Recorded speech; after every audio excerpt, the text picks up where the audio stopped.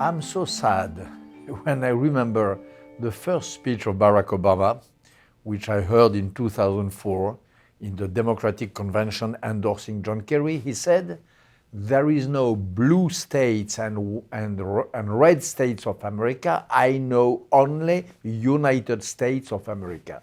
So such a long way done since this first speech of the young senator of Illinois. We are so far from the United States of America, which he was thinking of at this time.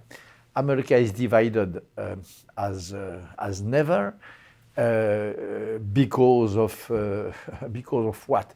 A lot because of Mr. Trump, a lot because of the sort of campaign he did, vulgar, populist, aggressive, counting on fascist pulsions in part of his electorate, and this has created an unprecedented division in the American society. I like division. It belongs to democracy. It's part of democracy. Democracy is, of course, a society divided with itself, inside itself, but not to this point.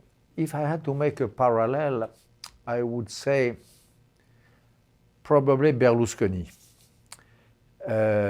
In general, America shows the road and Europe follow. In this time, it's a European country who did show the road and America has followed. Because the pattern, the godfather of this sort of new spectacular populism, populism based on TV, populism based on real television, is Silvio Berlusconi in Italy. Exactly the same. He started with the same program as Donald Trump. He acted with women exactly as Donald Trump is reported, true or false, to behave. He had the same sort of despise of his enemies and of his friends as Trump. And he, Berlusconi, created the same sort of division which you are facing today in America. And it's not a very good news because this did cost a lot to Italy. Italy, which is the very fatherland of art and beauty, was partly damaged, if not destroyed, by these Berlusconi years. Because this sort of non-politics, it is not politics. Politics is a brave, great word. What Berlusconi or Trump do is not politics, it's something else.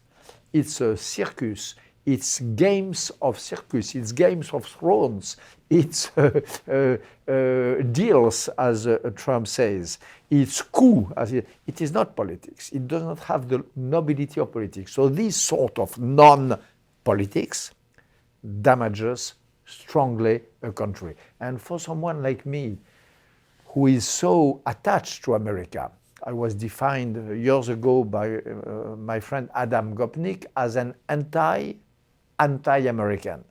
Anti-Americanism for me is a plague. I hate that. It's a form of fascism, anti-Americanism as itself. So for me, I am such a lover of America, such a friend of America. I spent months of my life touring America on the footsteps of Tocqueville 13 years ago. It's heartbreaking. If Trump has full powers, if he acts in America like in a shop of toys, where he can buy the biggest toys or eat the best pastries and fill himself with the most creamy pastries he can find in the bakery, then it will feed anti-Americanism. If the civil society in this country reinvents the check and balances system, which will be frozen with the Republican Party who gets everything, Congress, Senate, a lot of governors and so on. So the balance, the check and balance have to come from elsewhere, from the churches, from the associations of citizens, from new protester movements which are still to be born.